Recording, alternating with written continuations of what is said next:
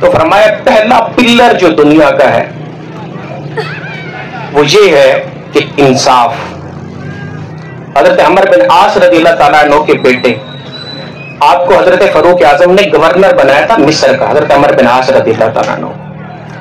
तो मिस्र का एक शख्स हजरत फारूक आजम के पास आया और उसने आके शिकायत की कि हुजूर, मैं सबसे पहले तो आपसे जान की अमान चाहता हूं, आप मेरी जान के रखवाले बने। तो फारूक आजम ने फरमाया कि बिल्कुल आपको जान की अमान है, बताओ क्या मसला है तुम्हारा। तो उस मिस्री शख्स ने कहा कि दरअसल बात यह है कि हमारे जो गवर्नर हैं हजरत अमर बिन आस रज़ियल्लाहु ताला अन्हु, उनके बेटे ने मुझसे मुकाबला किया था दौड़ का। तो जब दौड़ का मुकाबला हुआ तो मैं तो जीत गया। अब उसने फिर मुझे पकड़ा और मुझे मारने लग गया कि कहा कि तू एक अजीम बाप के बेटे से जीत गया, तू एक मुअज़्ज़िज़ से जीत गया। तो उसकी वजह से उसने मुझे मारा और बांध लिया।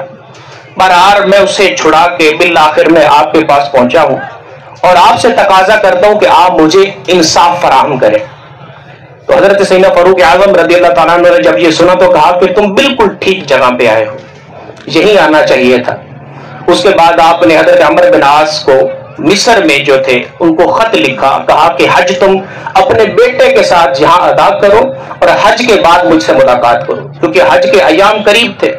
हज के अयाम मुकम्मल हुए, हज हो गई। तो हजरत अमर बिन आस को बुला लिया, आपके बेटे को बुला लिया और फिर उनके बेटे को खड़ा किया और फिर उस मिस्री शख्स को बुलाया और उसके हाथ में आपने जो है वो लाठी दी और कहा कि इसको मारो, इसने जितना तुम्हें मारा था। यहां तक कि उस मिस्री नौजवान ने गवर्नर के बेटे को मारना शुरू कर दिया। हजरत अमर बिन आस भी वही मौजूद थे और हजरत अनस बिन मालिक जो इसके रावी है वो कहते हैं हमारा दिल भी चाहता था कि वाकई इसको मारा जाए, क्यों, इसने बड़ा जुल्म किया है, इसने एक आम बंदे के ऊपर ज्यादती की है। हमारा दिल भी चाहता था कि इसको मारा जाए। यहां तक कि उसने इतना मारा कि हमें फिर तरस आने लग गया और हमारे दिल में चाहत हुई कि अब बस कर दे, इतना ना मारे। जब वो मार के जी भर के उसने मार लिया तो फिर हजरत उमर ने कहा कि अब इनके बेटे को तो तुमने मारा है, तो क्योंकि बेटे की सही तरबियत बाप ने नहीं की तो आप अमर बिन आस को भी मारे। तो वो कहने लगा कि हुजूर नहीं, उनको मैं नहीं मारूंगा, मुझसे ज्यादती बाप ने नहीं बेटे ने की है और उससे मैं किसास ले चुका हूं, बराबरी हो चुकी है, लिहाजा मैं उन पे हाथ नहीं उठाऊंगा। तो फारूक आज़म रज़ियल्लाहु ताला अन्हु ने हजरत अमर बिन आस की तरफ देख के कहा अमर बिन आस तुम्हें क्या हो गया है कि तुमने लोगों को अपना गुलाम बना लिया है, जबकि इनकी मां ने तो इनको आजाद पैदा किया था, तुमने गुलाम क्यों बना लिया है। तो ये हमारी वो मुबारक तारीख है जिसकी वजह से दुनिया के अंदर इस्लाम फैला था। यही हुक्मरानों का वो अदल और इंसाफ था जिसकी वजह से ये सारी चीजें चढ़ी थी।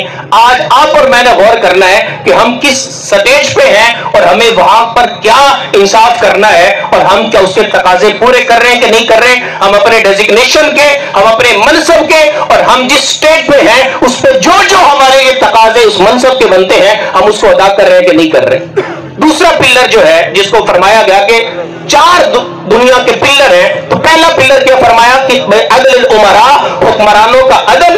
दूसरा फरमाया भी सखावतिल अगलिया, फरमाया मालदार लोगों की सखावत। जब तक मालदार लोग सखावत करते रहेंगे फरमाया दुनिया का निजाम ठीक रहेगा। जब बुखल आ जाएगा, जब कंजूसी आ जाएगी, फिर दुनिया का निजाम बिगड़ने चला जाएगा, बिगड़ता चला जाएगा। सखी के बारे में हुजूर सल्लल्लाहु अलैहि वसल्लम की बेशुमार अहादीस है और सखावत अल्लाह ताला को इंतहाई पसंदीदा अमल है। यहां तक एक हदीस पाक में फरमाया गया कि अल्लाह ताला सखी की मौत को पसंद नहीं करता और कंजूस की जिंदगी को पसंद नहीं करता। अल्लाह ताला सखी की मौत को पसंद नहीं करता और कंजूस की जिंदगी को पसंद नहीं करता। इतना सखावत का दर्जा है। सखावत किसको कहते हैं? सखावत ये नहीं कि हम बेजा खर्च करते चले जाएं नजायज कामों में, नाचो गाने में और दीगर नजायज रसूमात के अंदर हम अपना सारा जर बहा दें, ये सखावत नहीं है, ये तो इसराफ और फजूल खर्ची है। सखावत ये है कि जहां शरई तौर पे या अखलाकी तौर पे या मुरव्वतन जहां खर्च करना बनता है वहां खर्च करना, यह सखावत है। और वहां भी खर्च ना करना, इसको हम कंजूसी कहेंगे। आज आप और मैं गौर करें हमारे अंदर सखावत कितनी रह गई। हम सबसे पहले तो सखावत का सबसे पहला दर्जा है वो ये है कि अपने फर्ज अदा करें। तो फर्ज में ज़कात है, तो क्या हम ज़कात दे रहे हैं? अगर हम ज़कात नहीं देते तो हम चाहे मेलों पे लाखों खर्चे कर दें, लेकिन ज़कात अपने माल की नहीं दी तो हम कंजूस है, हम सखी नहीं है। अगर हमने फितराना अदा नहीं किया, हम पर बनता था, तो हम कंजूस हैं, हम सखी नहीं है। अगर हमारे करीब के रिश्तेदारों जो थे और वो मदद के तालिब थे, मदद उनको चाहिए थी और मुस्तहिक भी थे, और मैं उनकी मदद कर भी सकता था, मैं फिर भी ना करूं तो मैं सखी नहीं हूं, मैं कंजूस हूं। चाहे मैं कजरियों के मुजरे पे लाखों फेंक दूं, लेकिन अगर उस इज्जत वाली अपनी रिश्तेदार की मैंने मदद नहीं की, वो रिश्तेदार गरीब की मदद नहीं की, तो मैं सखी नहीं हूं, मैं इंतहाई कंजूस शख्स। नबी करीम अलैहिस्सलाम की हदीस पाक है, नबी करीम अलैहिस्सलाम ने इरशाद फरमाया, अल सखिय्यु, फरमाया करीबु मिनन नास व करीबु मिनल्लाह व करीबु मिनल जन्नह व बईदु मिनन नार। फरमाया जो सखी है वो अल्लाह के करीब है, वो लोगों के करीब है, वो जन्नत के करीब है और वो जहन्नम से दूर है।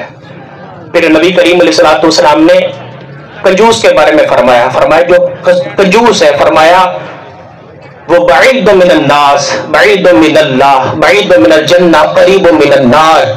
फरमाया जो कंजूस है वो अल्लाह से भी दूर है, वो लोगों से भी दूर है, वो जन्नत से भी दूर है और वो जहन्नम के करीब है। तो आज आप और मैं और करना है हमने, रमजान की मुबारक घड़ी है, हम अपना हिसाब करें। आम तौर पे मुसलमान इन महीनों में ज़कात अदा करते हैं, तो क्या हमारे ऊपर जितनी ज़कात बनती है क्या मैंने वो अदा कर दी, या मैं वो अदा नहीं कर रहा? अगर मैं नहीं कर रहा तो मैं कंजूस हूं। चाहे मैं और जगहों पे जितना खर्च कर दूं, वाजिबी चीजें ही अदा नहीं कर रहा, तो मेरी उस वाजिबी चीजें अदा करना सबसे पहले तो सवाल मेरा उससे होगा ना। अब कोई बंदा जोर के वक्त जाए और जोर के फर्ज और जोर की सुन्नतें पढ़ने के बजाय सिर्फ 12 रकात वैसे नफल पढ़ के आ जाए, तो उसको कोई समझदार नहीं कहेगा कि अल्लाह के बंदे फर्ज तो अदा कर ले। पहले फर्ज का दर्जा, उसके बाद नफल का दर्जा है। तो इसी तरह जब हम अल्लाह की राह में खर्च करने की जुस्तजू रखें, या हमें ज़कात और दीगर चीजें, तो सबसे पहले हमें यह देखना है कि जो मेरे ऊपर वाजिबी खर्च था, वो ज़कात की सूरत में था, वो उशर की सूरत में था, वो फितरे की सूरत में था, या रिश्तेदारों की हकूक की सूरत में था, क्या मैंने वो अदा किया है कि नहीं किया? अगर वो कर दिया है तो फिर अल्लाह का शुक्र अदा करें, और अगर वो नहीं किया तो सबसे पहले उसमें कोशिश करें, क्योंकि ये वो बुनियादी चीज है जिसके बारे में कल हमसे सवाल होना है। तो फरमाया तीसरा पिलर, दूसरा पिलर जो है दुनिया का, वो ये है बिसखावतिल अगनिया।